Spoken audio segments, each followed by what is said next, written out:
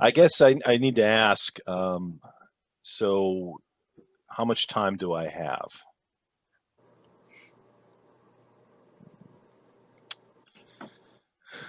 As much time as I need, or? Typically, our programs run from 45 minutes to an hour. All so, right. Yeah. Okay. All right. So let me ask, can you see you should see a slide that says Georgia Aries Situational Awareness Web Map. Are you guys seeing that? I can, yes. Thank you. Good. Okay. I just want to make sure the screen share was right. Okay, good. All right. Well, hey, good morning, everybody. I know we've been around the room already, but my name is Brian Heron. I live in Fayette County. I'm a member of the Fayette County Amateur Radio Club, Fayette County Aries. I'm actually the what they call the digital EC. I think that's an honorific title. That means, you know, I know how to do Windows updates. But my day job is I am what's called a geospatial services engineer. Some of you may have heard the term GIS, Geographic Information Services, or Geospatial Information Services. Well, I manage the program for Hartsfield Airport, the world's busiest, or formerly the world's busiest airport. And we actually have one of the largest GIS programs in the civilian airport industry. And I've been doing this since 1980. Okay, doing this professionally. My college degree is in geology, and I did 23 years in the Army Corps of Engineers in their surveying and mapping and topographic field. And that field, starting about 1990, really abandoned the old manual ways of making maps and started to adopt very strongly digital systems. And I just, as part of my career progression, just kind of followed along. And that's where, that's where we are today. And although most of what I do today is management, I still dabble in making maps just to keep my skills up. Plus, it's fun. I love maps. So what you're going to see today is what I consider my contribution to Georgia Aries. Some people like Daryl put up repeaters. Others, maintain websites or whatever. So what I do is I maintain this map and all the data that resides in the map. So with that, here's what we'll cover in about the next hour. Background and history of the map, some of the changes, the information that's in it, and how to use it. Oops, sorry, got a little bit ahead of myself there. Okay. So what is it? What is this thing called the Aries Situational Awareness Map? So it's a web-based map tool designed to help hams in the state of Georgia keep up to date on things that might impact their communities. And of course, it's got a ham radio focus. The term multi-platform in here means that this map will run either on a desktop, a laptop, a tablet, or a phone. Really doesn't matter which device you use. The technology that's driving the map will automatically recognize your device and reconfigure itself so it runs on whatever it is you've got in your hand. And you'll have full functionality. It's not like if you go from a desktop to the phone, you lose some functionality. All the same functionality is there. It'll look a little bit different because you're on a smaller screen, but it runs just as well on your phone as it does on your desktop. But I'll say this, and we'll talk about it again later. Yeah, you have to have internet. There's no way to take this map offline. You can't cache it on your local device. You can't. You have to have an internet connection to run this map. Okay, it's a web map, so by default or by definition, you need to have an internet connection. So how did this start? So back in 2016, just as kind of a personal initiative, I was curious as to the distribution of repeaters across the state. Now, in years past, I'd helped support the National Weather Service forecast office in Peachtree City. And at the time we had the guy who was in charge of the the National Weather Service office there, Lance Rothfuss, was a real strong supporter of ham radio. He came out of Oklahoma. He came out of the severe storm labs in Oklahoma, and he understood the contributions that ham radio could make. And he was a ham radio operator himself. And he used to talk about how there's really a lack of coverage the further you get into Southeast Georgia. He called it the silent crescent that ran pretty much from Augusta, down through the state all the way over towards Dahlonega, or I'm sorry, Dothan, Alabama, not Dahlonega. And he's saying it's really hard to get a hold of folks out there on repeaters because there's so few repeaters, and we often have to get into the area via HF or by phone. And so I said, well, let me take a look and see just how good or bad the distribution is out there. And I started going out to, internet sources and pulling down repeater information and adding it to the map. And I quickly realized the state of repeater information is terrible, not just in the state of Georgia, but across the country. We've got repeaters that are in the wrong locations. We've got repeaters where the information about the repeaters, like the PL tones and the offsets, are wrong. We've got, repeaters that have been off the air for some case decades, are still in databases. And of course, we're not capturing new repeaters quick enough to reflect what's truly out there. So this led to this thing called the Georgia Aries Repeater Database Initiative. We're not going to talk about that today, at least not in any great detail, but essentially it was, in conjunction with Georgia Aries, a way for repeater owners to input their repeater information into a verified database. So we kind of start to clean up the repeater laydown in the state of Georgia.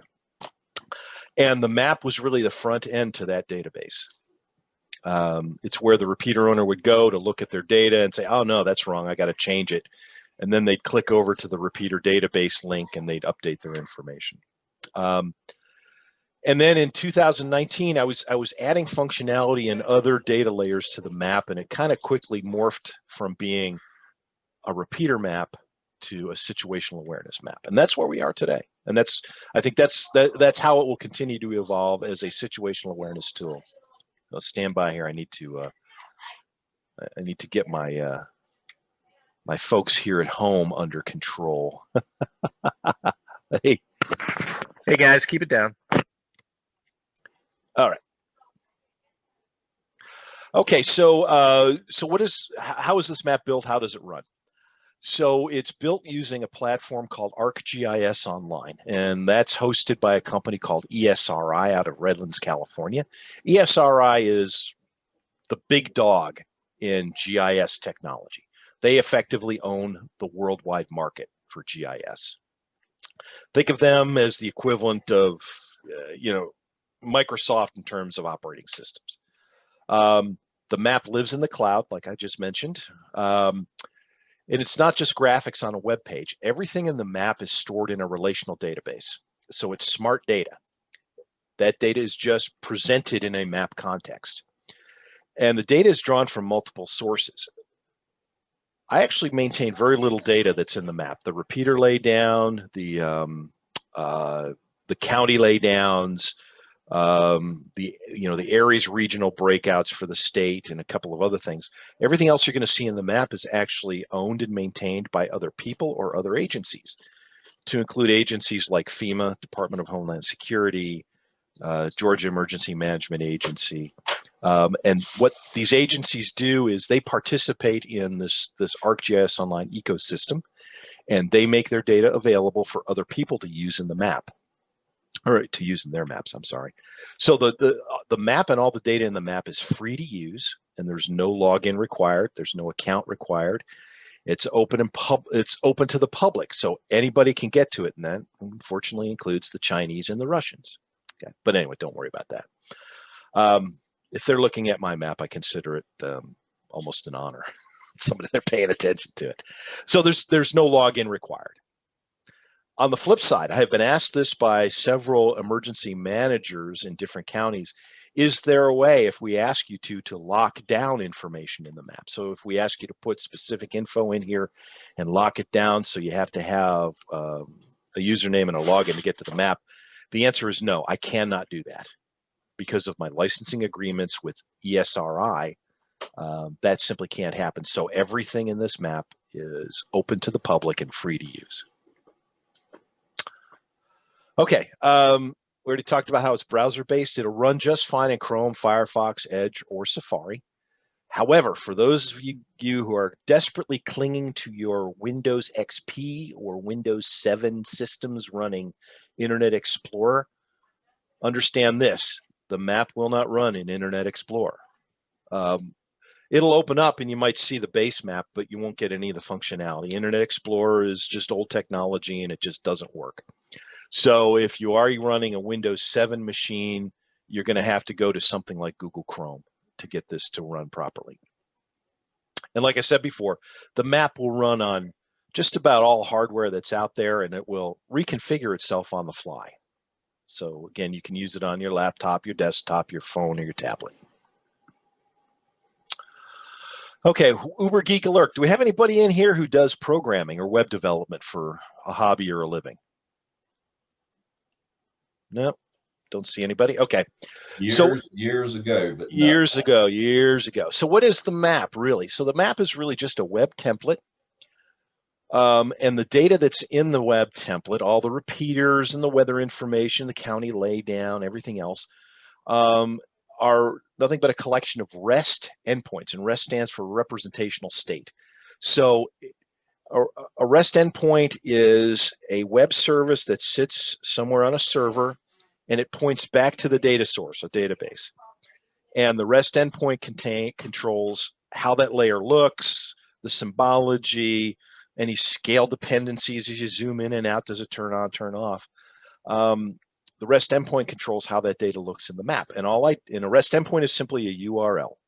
Okay, www.this/rest.com. You just find a REST endpoint that has that controls the information you're interested in, and just add it to the map template.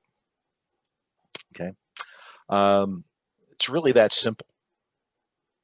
And because REST endpoints are what we call very portable, you can use a REST endpoint in a wide variety of map interfaces and applications. So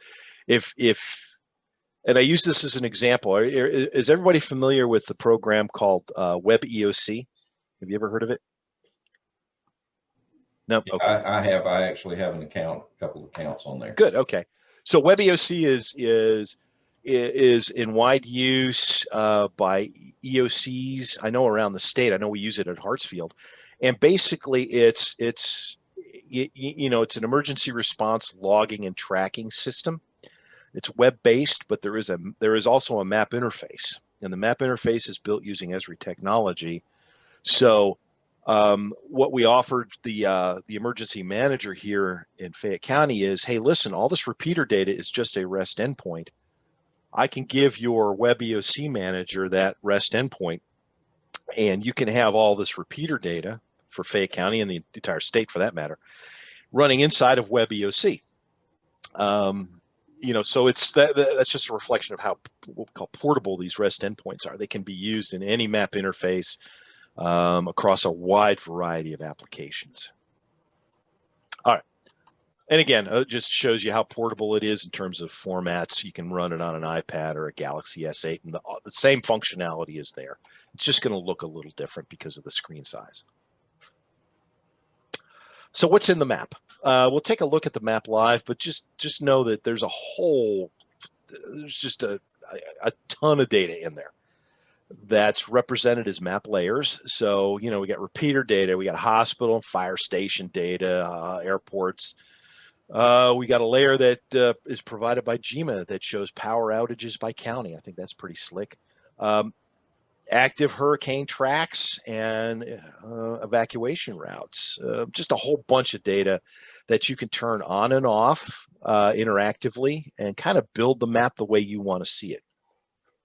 Now, because the data most of the data is provided by other agencies or other people, they can take their they can take their data offline at any time. And this has happened. For example, FEMA can say, you know what, I want to pull down the shelter database because it's too old or there's too many errors, and they can just basically turn off that REST endpoint and that data layer goes away. I don't know about it until I open the map and I get an error message. So that does happen. And shelters has been a real problem child, and I don't know why, but shelter information comes and goes out of the as ArcGIS Online ecosystem, and it's really frustrating. So I don't have a really good overall shelter database in the map right now. Maybe they'll bring it back. Maybe they're doing a wide scale update of it. I don't really know, but that's just an example of how the data can come and go, depending on the owner's whim, really. So, but I do look at this map on a regular basis. I do check it for errors. If if a data layer goes offline, I go see if there's another one available that serves the same purpose. So this map is constantly evolving, and I am checking it on a regular basis. In addition to data, there's tools that are embedded in the map, and we'll take a look at those. So you can do things like switch your base maps. You can switch to high res from the street map view I have to high resolution imagery.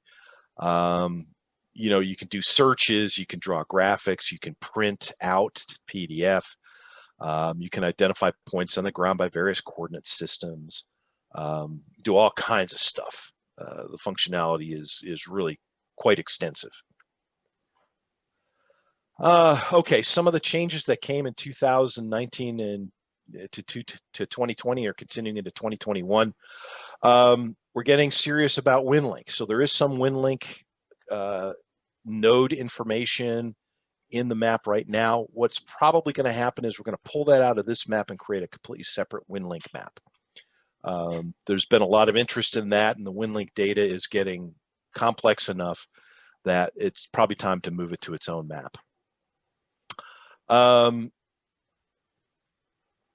Added the, let's see here, I added the regional hurricane routes, added live Waze traffic alerts, added the GDOT traffic camera laydown, static pictures only, not the live video feeds. If GDOT made the live video feeds available, I'd put them in there, but they don't. Real-time traffic conditions and NOAA's active hurricanes and tropical storm layer, which is a really good layer. The last bullet there is called county critical infrastructures, and this is something I'll talk about in just a moment.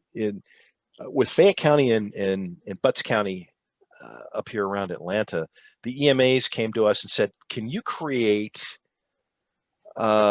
special layers that show what we, the EMA, consider critical infrastructure in our county? Because it's critical infrastructure is my guess. It's EOS, the EOC and the shelters and fire stations and stuff like that. And some of that data is outdated, and the owners, whether it's Homeland Security or FEMA, haven't updated their databases in years. And the EMA said, I'd like a more accurate picture of what we got in my county. And I said, sure, we can do that. So we launched the county critical infrastructure concept, and we could talk about that in a minute once you take a look at what it has. The other big change that came in 2020 is the map was getting very complex and a little too complex for a lot of users, and I understood this. So what I did was, instead of having just a situational awareness map, I created a web page that has the situational awareness map and a lot of supporting tools in it. And I don't want to, we're not here to talk specifically about this, but I will cover it because it is the gateway. This Georgia Aries Web Map resources page is the gateway now to the situational awareness map. Okay. We already talked about county critical infrastructure. Won't belabor that. Here's a question I get all the time. How's this funded? Don't worry about that. This is, I pay I pay a very nominal fee each year for licensing for this ArcGIS Online environment. It's just I can create as many maps as I want, as many layers as I want. So just know that not only don't I want any contributions, the licensing agreement I have with Esri on this prohibits me from doing anything like collecting fees for maintenance of the data in the maps. So don't worry about it. Okay, it's free. It's out there. It's robust. It's been running since 2016. It's not going away anytime soon. So consider it a permanent resource available to you. Okay. So how do you find the map? This is a good question. So I'm going to get out of the presentation mode and we're going to get into how you get to the map. There's two ways to get to it. The most reliable way is through the Georgia Aries website. Let's have a look at that. Okay. Let's go to GA Aries. All right. GeorgiaAries.org. Here's the Aries, State Aries website. If you come over here on the left-hand side, this pull-down list of links, you look here, there's one pull-down or expandable layer called Maps. Go there. Go to the very bottom here, Georgia Situational Awareness. You click there. Okay. And that web page I talked about opens up. Bookmark, bookmark, bookmark. Okay. Okay, I can't say that enough. Bookmark. So the situational awareness map is embedded in the web page. It'll run just fine in the web page, but really you want to click here, to open in a separate tab to launch it, full screen. The other things I'm going to just very, very briefly talk about these. There are other maps and other tools that are in here. There's an elevation profile tool. This is broken right now. I got to go in and fix it. I'm not really sure what's going on. I think Esri changed the template on me without letting me know. So just know that this doesn't work right now. There's a listing of Georgia METAR stations. I did this to support some Mars operations, and I'm also a Mars operator, Mars member. So there was some specific interest in having a map that showed just the METAR stations for collecting METAR data. There is a heat map that shows distribution density of repeaters across the state. There's a fun one here. I guess it depends on your definition of fun, but tornado tracks. This is data compiled by the National Weather Service for tornado tracks between 1950 and 1917. I'm not going to open it here, but if you do go play around with it, just know that it's an eye opener.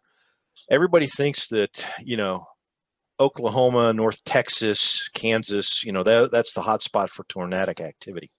And it is. But there is a southeastern tornado alley that is every bit as busy and as violent as what goes on in what we call the traditional tornado alley. In particular, northern Alabama, that place is just ground zero for tornado activity.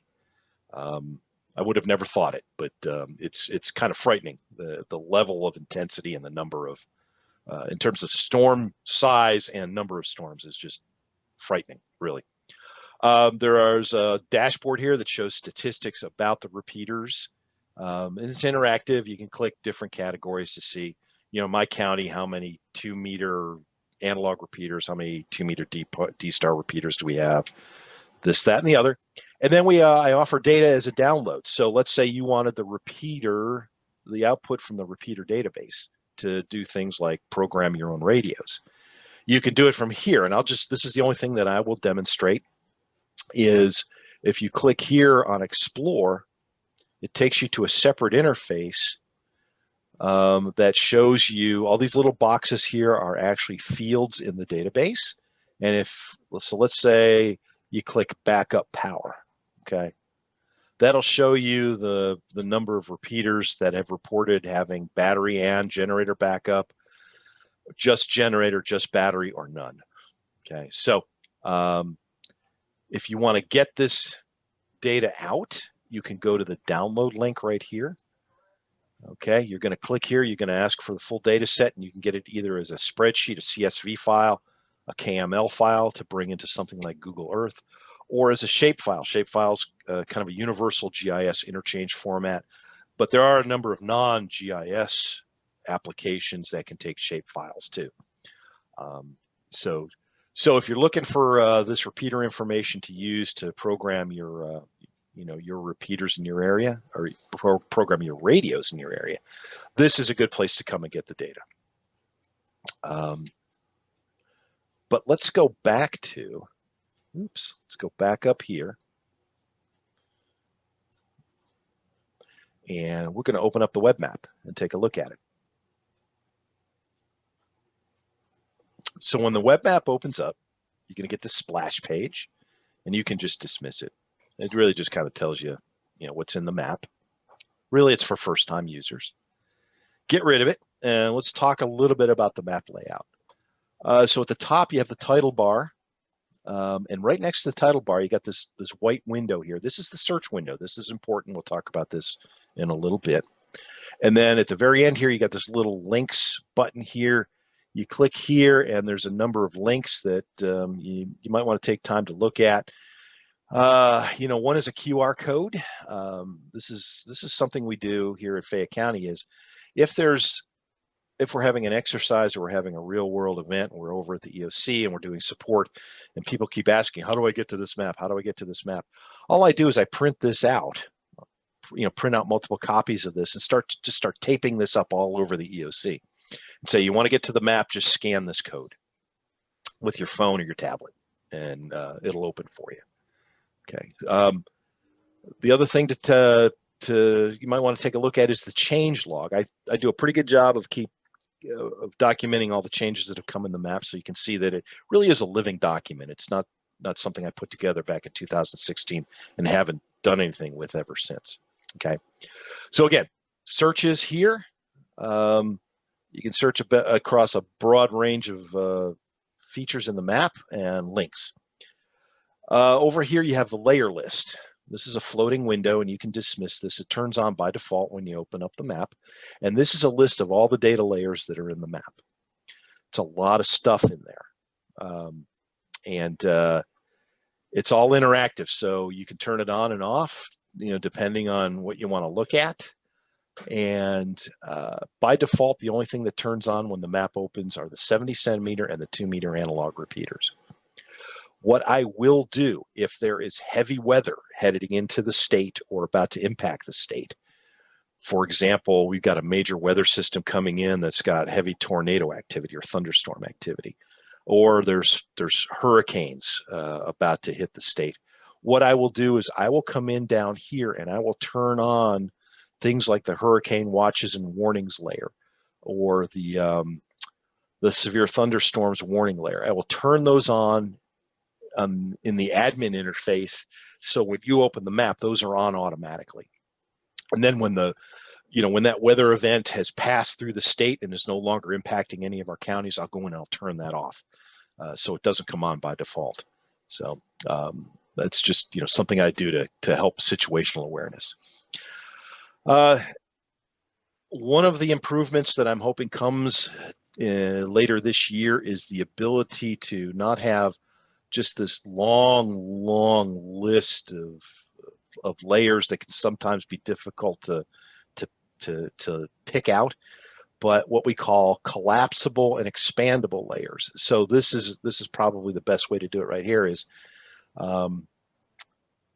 this is the concept. So you have a search bar, and then you click here on the down arrow, and it expands to show you all the relevant search functionality underneath there. That same kind of functionality here, so we can have a single heading for repeaters, and everything that's repeater related is underneath that expandable category. What it would do is it would clean up this interface, which I know is very long and can be very confusing, and allow me to logically group data by type or by purpose. So all the weather data would go into one expandable category. All the traffic data layers would go into one expandable category. That kind of stuff. This functionality is controlled by the map template, and Esri is currently upgrading it, and I'm hoping by the end of the year we'll have that functionality. Okay, so let's take a quick look here. What do we got in the map in terms of data layers? We've got You know, we got D-Star, C4FM, DMR. I have the Peach State intertie system in here. Let me turn off these two repeater categories. You got the Peach State intertie, the Southeastern linked repeater net participants, Digipeters, WinLink gateways for packet Vera. This is all stuff that's going to move to a separate map. Probably have that up and running in the next month. We have hospitals. So this is an interesting thing. Hospitals, EOCs, fire stations. What else here? That's it. So this is an example of data that's maintained by other agencies. And this is Department of Homeland Security data. And unfortunately, it's aging out. I believe this was part of the what was used to be called the Department of Homeland Security's high field database, which was put together around back in 2004. And it's a national level database. I just show what's here in Georgia, but it's a national level database. And it was really good in its time, and we made a lot of use of it. I was still working for the federal government at the time, and we really relied on this database. But it is getting old. It's getting long in the tooth. A lot of the data is no longer valid. A classic example, and Daryl will know this, is it shows the county EOC right here. Well, that EOC moved way over here round about a decade ago. So, anyway, you know, just know that this data is old, and a lot of it is probably no longer valid, but it is, you know, it is a database. It may still have some use, so we leave it in there. And I've got no other source for a statewide EOC or hospital database or fire station database. We've got airport information. We've got the GMA districts. Okay, zoom out here a bit.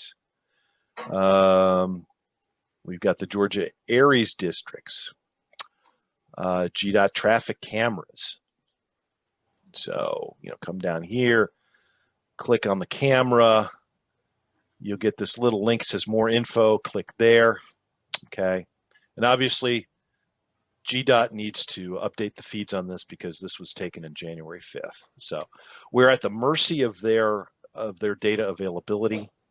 If they don't update the data feeds, there's really nothing I can do. So let's go back up here into the Atlanta area and see if we get a more accurate or a more current camera feed here.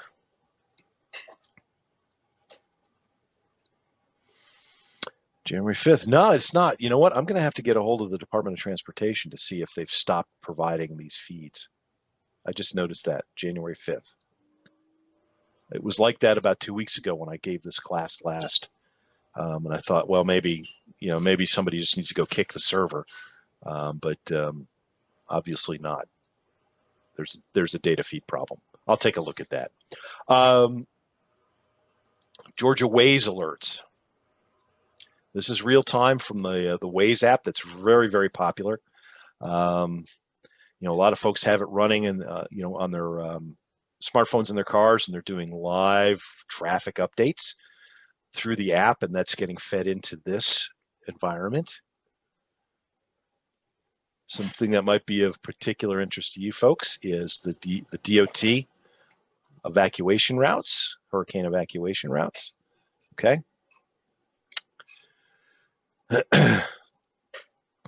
We have got things like the tornado warnings, severe thunderstorm warnings, flash flood warnings. I won't turn those on because at least where I'm at, there's really nothing going on. Weather watches, combined weather watches and warnings. Right, we're actually under a flood watch down here right now. I don't know if you have that layer, but that might be interesting. Let's turn that on.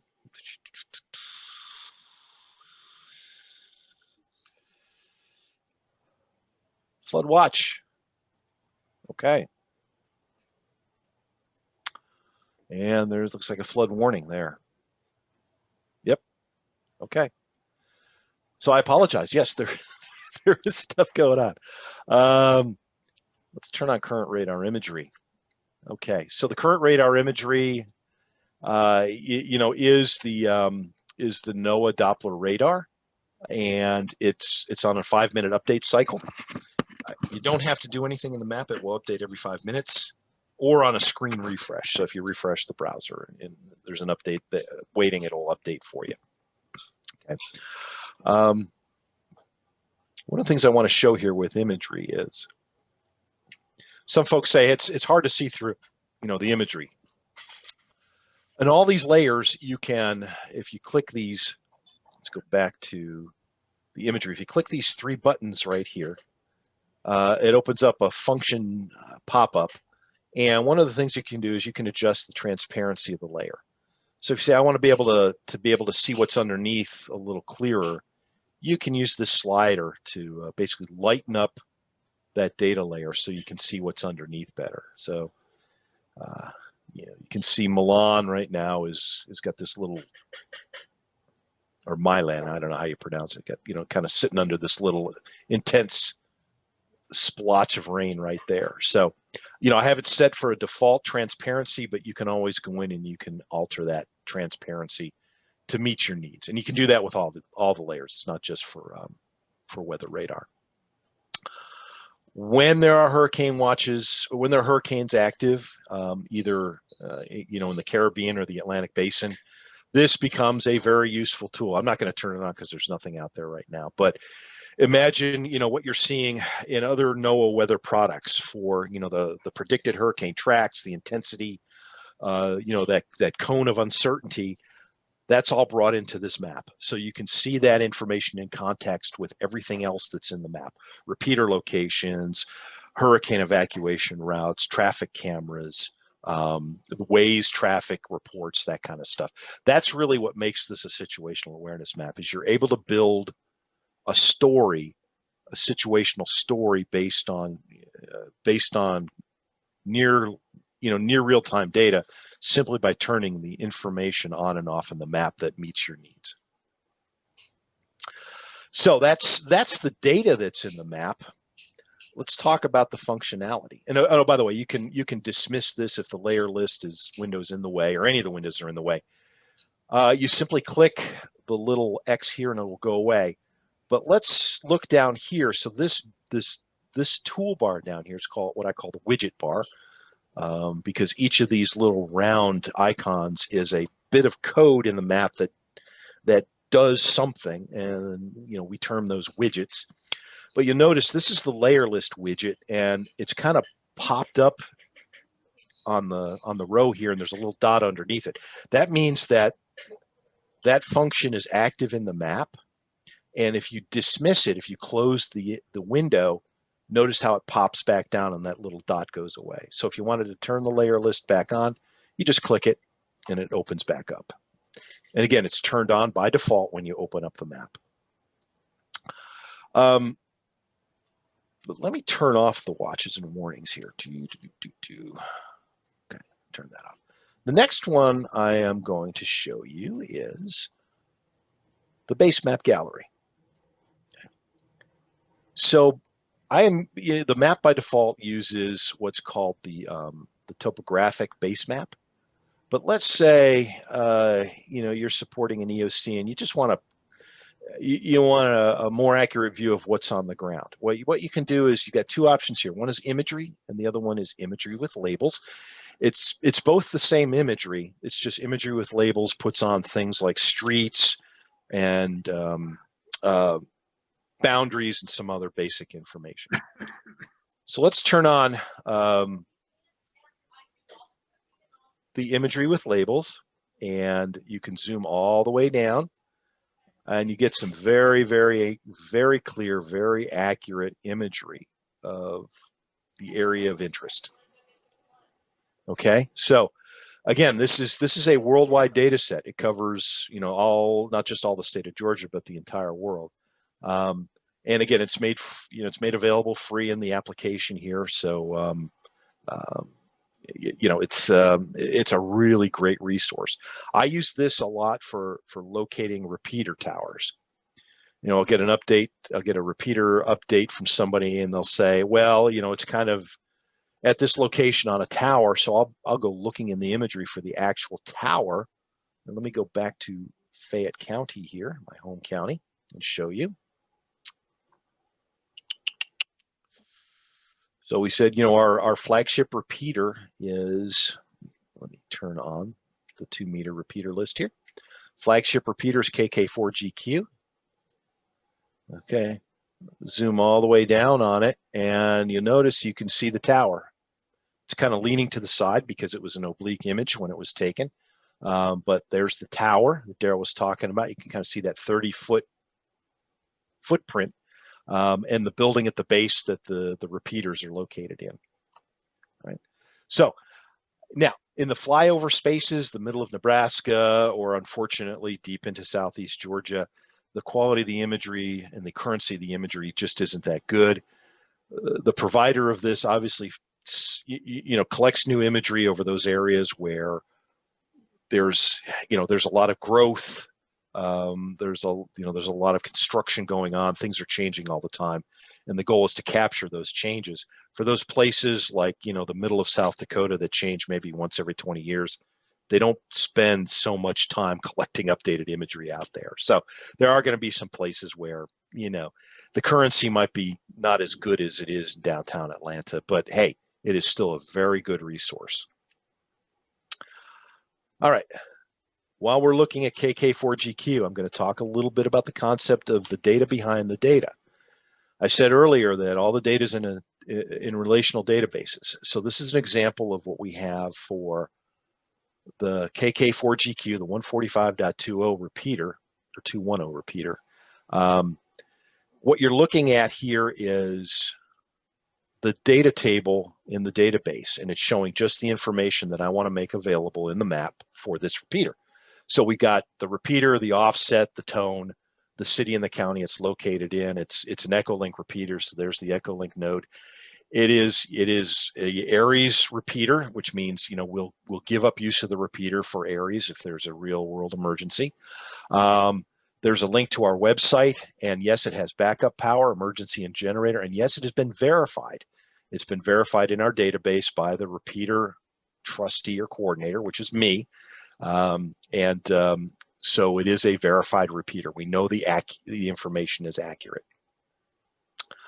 So that's an example, and every data element in here, whether it's repeaters, whether it's airports, whether it's METAR stations, whatever, will have a pop-up that will show you the data behind the data. Brian, may I ask a question, or do you want to hold questions to the end? Go ahead, ask your question. How do we update repeaters? Our flagship repeater is not in the correct location anymore. So that's kind of a separate discussion, but I'll cover that real quick here. A couple of ways to do it. The best way from this map is the ARES repeater initiative and update form. Click here. This is kind of a self-supporting website, and it gives you a laydown of what the initiative is and what we're trying to accomplish. And then there is a link here to the ARES repeater update form. This is a Google form that you go in and you fill out. You put all the information in here. For example, you would want to update technical information about this repeater. And there's a place in here to put the location, latitude and longitude. And then when you submit it, what happens is it gets put into a Google spreadsheet, and then I get an email notification that somebody has submitted an update to the form. So that's how that works.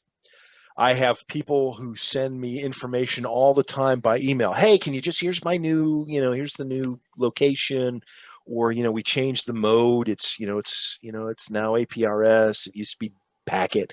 And I say, no, I need you to go here to this form and fill this out, because the results of this form become the record of change in the database. And it's very important to track that.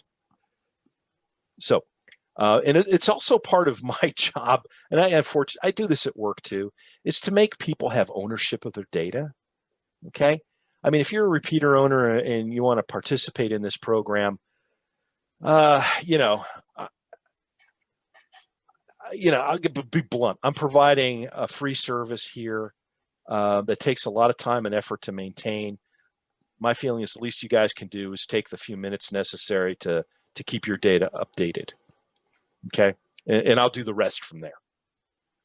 So go ahead and use this form, fill it out.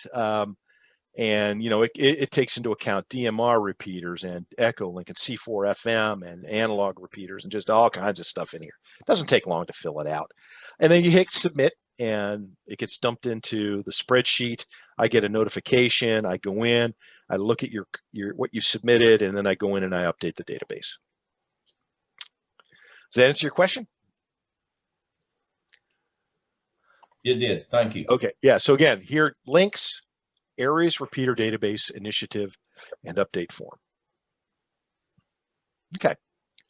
All right. So we've talked about the, we've talked about, another good map background to use, and I've used this in a couple of EOCs, is what we call the light gray canvas. If you just want your data to pop, you're not really concerned about the map in the background, but you want your data to pop out in the map. The light gray canvas is a great one to use. So let's get back to, let's get down here and look at, where's I'm looking for? I had one here. I used as an example. Yeah. So, by subduing the map background, your data just by default just pops out better than if it was against this busy image background here. And I know a lot of folks, who've got some vision problems really prefer this option too. And there is a dark gray option too, light gray, dark gray. And then you've got a couple of other options down here for different map backgrounds. And I'm using by default, I use the topographic map when you open it up. Okay, let's kill this. Measurement tools. Okay, if you need to measure area or length, and again, it's for area, you get all kinds of options here. Square miles, square feet, square yards, acres. Same for feet. You get, miles, kilometers, yards, nautical miles, if you're into that. And then this one here is for getting a latitude and a longitude of a point on the ground. All right, so you come over here, you just click on the ground here. Say you need to get the, this point here, okay. Gives you the latitude and longitude in decimal degrees. Now in a moment, we're going to talk about a more capable tool for doing this. Just understand that this is part of this is a built into the measurement tool widget. And it is a way of getting a latitude and longitude, but there's actually a better way here we'll take a look at. In fact, we'll take a look at it right now. So this XYZ widget you see here, open it up, and it's sort of the same functionality, but supercharged. So again, let's say I'm supporting an EOC and somebody says, hey, listen, we had an accident at this intersection. Can we get a latitude and a longitude for it? Okay. Come over here and grab this little this little pin icon here, or tab. It's actually a tab or a tag icon. Come over here and click on that road intersection. And what you get is it builds you the latitude and longitude in decimal degrees right here, but also gives it to you in degrees, decimal minutes, or degrees, minutes, and seconds. And the other great thing about this that the other tool did not provide is you can copy these to your clipboard and drop it into a WinLink form or a Word document or anything else without having to fat finger those numbers and all that unique degree symbology over to wherever you're trying to get it. Cuts way down on sources of error. Brian, that is way cool. Could you show how you got to that? I missed how you got to that. Sure. All right. So get rid of it altogether. So the tool you want to use is coordinate conversion. It's kind of in the middle here. It says XYZ. Okay. You click that. It opens up. And it shows the last. Here it's showing the last one I did. But let's We'll clear this out. Well, there isn't a clear button. No worry. Let's say I need to get the coordinates of this T intersection right here. We're concerned about this. Something happened to this T intersection. So what I do is I come over here at the very top and I click this little tag icon here. It says add point in the pop-up. Okay. And you notice there's a little pop-up that's associated with the pointer now, the mouse pointer. It says click on map to add point. Click there. Okay. And what it does is it captures the latitude and longitude for that point in decimal degrees right here. And then it also gives it to you in degrees decimal minutes and degrees minutes seconds.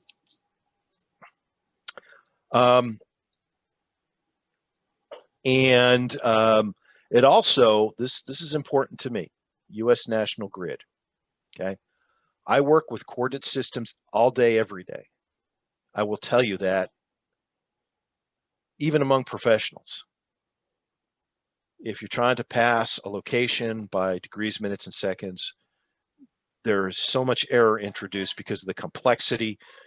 The options to give it in either decimal degrees or degrees, decimal minutes, or degrees, minutes, and seconds, and then transposing numbers and, you know, not putting the northing or the westing in there.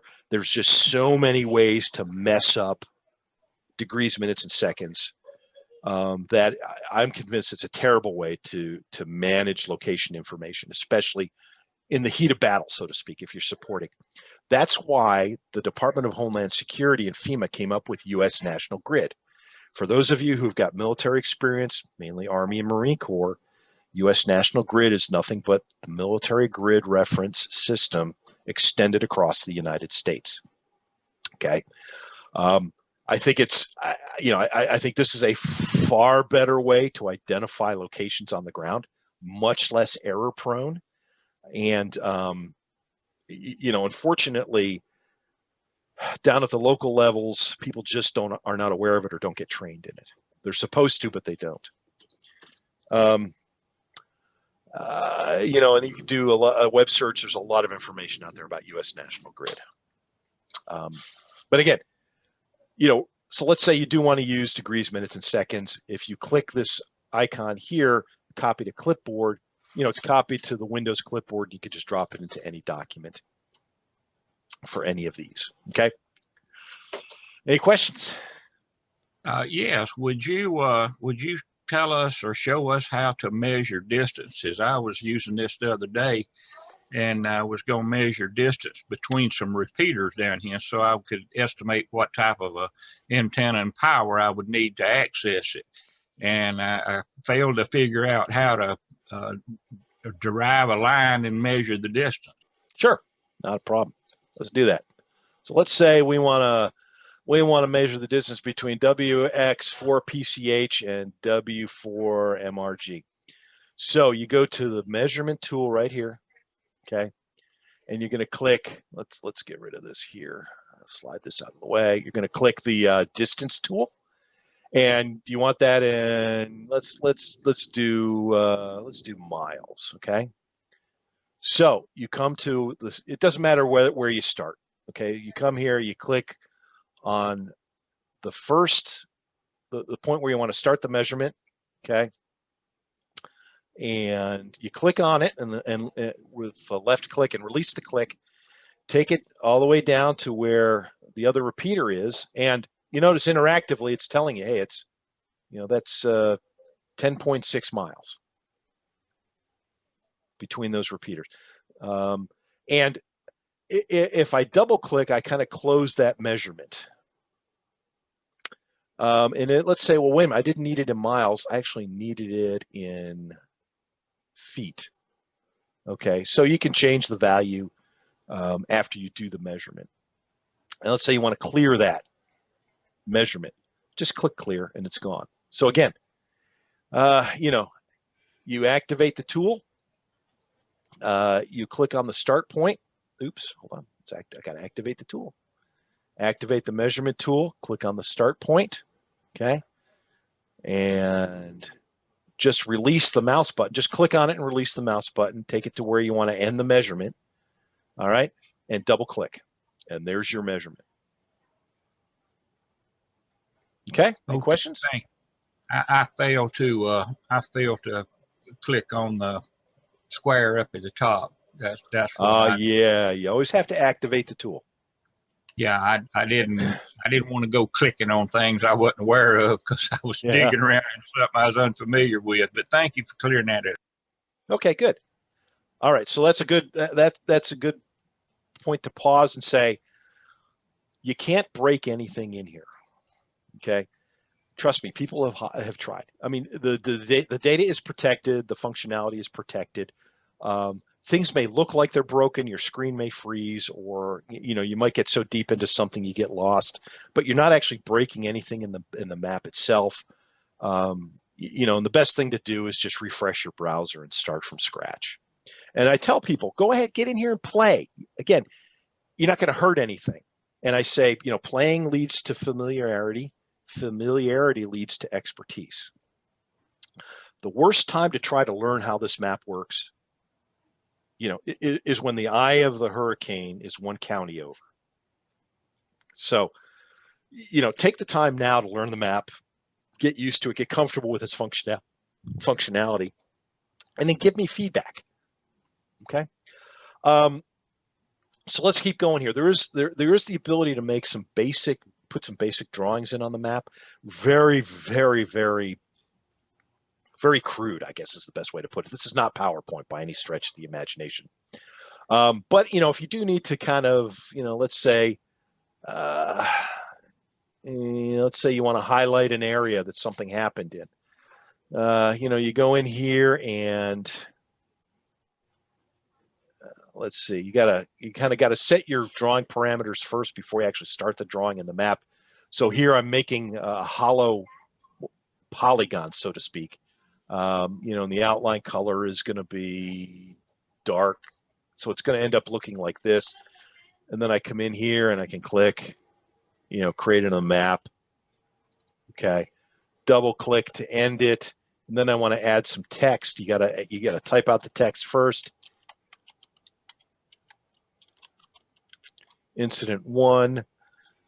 Okay, and then come over in the map and click where I want that text to be added. Incident 1. Very, like I said, very, very crude, very, very basic. But if you got to get something on the map, this is a way to do it. And we'll leave this on the map for right now. Okay, as we get into talking about the next tool, and that's printing. So printing is not, you have this map and you send it directly to your printer. This is, you compose the map and then you send it off to a print server by clicking the print button, and you get a link back to a PDF file that is the map that you just composed. So let's say, I have this, I'm supporting an agency, and they say, hey, listen, I need this, I need hard copies of this to show where this incident is. Well, you use the print tool. You can come up here and you can change the title. The layout, you got some layout options. Most of these are 8.5 by 11 or 11 by 17. You will not get to plotter size with this. That's just a restriction of the technology. A PDF file large enough to send to a plotter would simply be too big to send across through the map. So it's really 8.5 by 11 or 11 by 17. But if you want to change any of these formats, by default, it's landscape. You can change it to portrait depending on how you want the map oriented. And then you can change the output format. By default, it's PDF, but here you can pick a JPEG or a PNG file.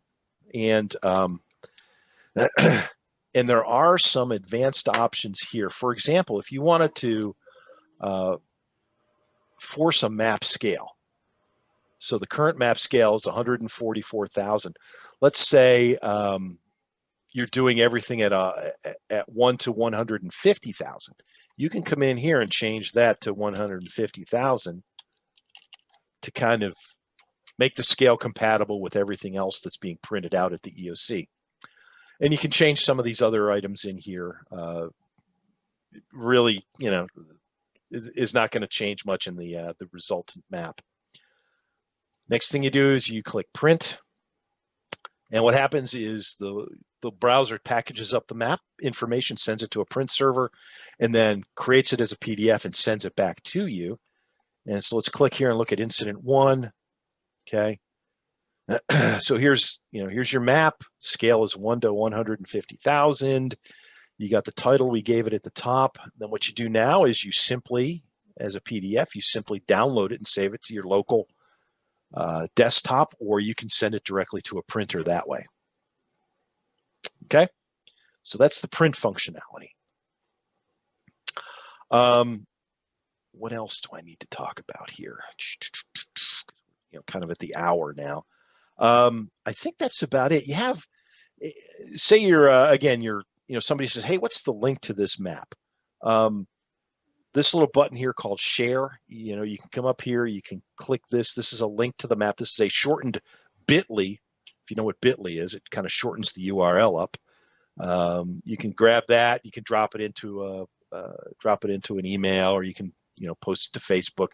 Or if you're doing your own web development and you want to embed this map in your own web page, you can come in here and you can grab this iframe code right here. I don't really care. I'm giving you permission to go ahead and take my map and put it into a web page that you develop and maintain. It'll have all the functionality. Just grab this iframe and stick it into your web page. And then you got some embed options here, for size, small, medium, or large. So I really encourage it if folks want to do it. And I know of at least 2 other folks who have done this already on their websites. All right, the last thing I want to talk about is searches, because searches are important. So you've looked at all, we had to look at a lot of the data that's in the map. And you could say, well, what if, I want to find something very specific. Let's say you want to find all of the repeaters in the database that have an output frequency of 145.210. And that's my repeater, the KK4GQ flagship repeater in Fayette County. So all I need to do is come up here and go 145.210, okay?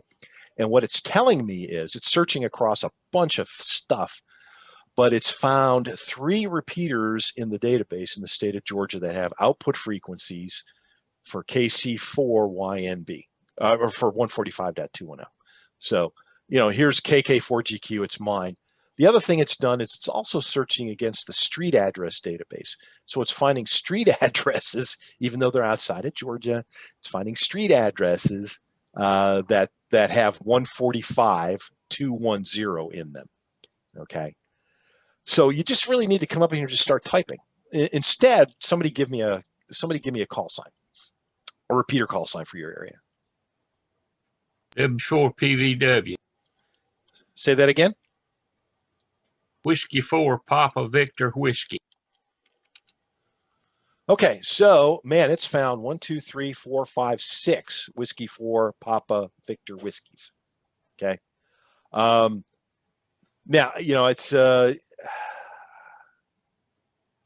it's up to you to know which one you want to, or you can just kind of click on them and it will zoom to that, to the location of the one that you selected. So, it's kind of like you kind of got to know which repeater you're after. And as I'm sitting here demonstrating this, I'm thinking there might be a way I can clean this up so it shows not just the resultant call sign, but the frequency too. And I got to take a look at that to see if I can have that returned in the search results. But anyway, so it's going to search against frequencies, WinLink gateways, Georgia counties, repeater call signs, and street addresses. And you don't really need to select these if you don't want to. You can just simply start typing in this search window and see what it returns. Okay, I think that's it. Does anybody have any questions of me?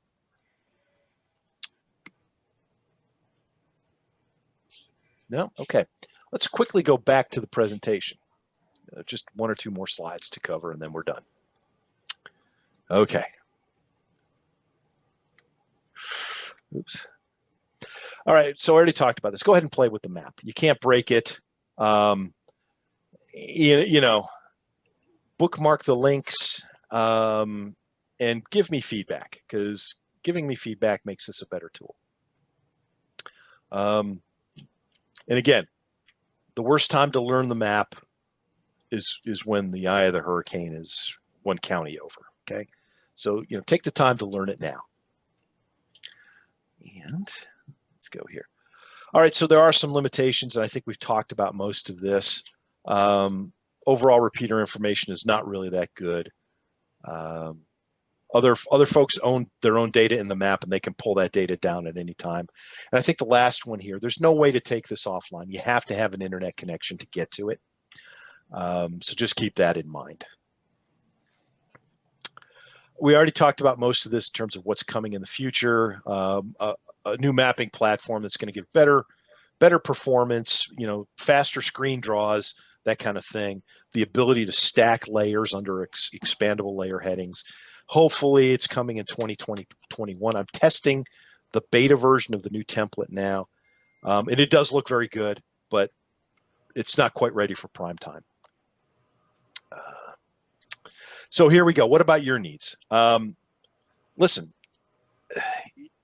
you know, I am willing to, if you've got a real world situation, a real world crisis, you know, you guys down at your part of the state worry about hurricanes. We worry about tornadoes. You know, if you're in tornado season and there's something heading your way and you need something other than what's already in the map, get a hold of me. I'm more than happy to add data, add functionality, customize the map to meet your specific needs. Okay. I do it all the time. And all you got to do is send me an email, give me a call. And I can do this from anywhere. If I'm up in Philadelphia visiting my sister, I can still support you from up there. I don't have to be sitting here in Fayette County. So don't be afraid to ask.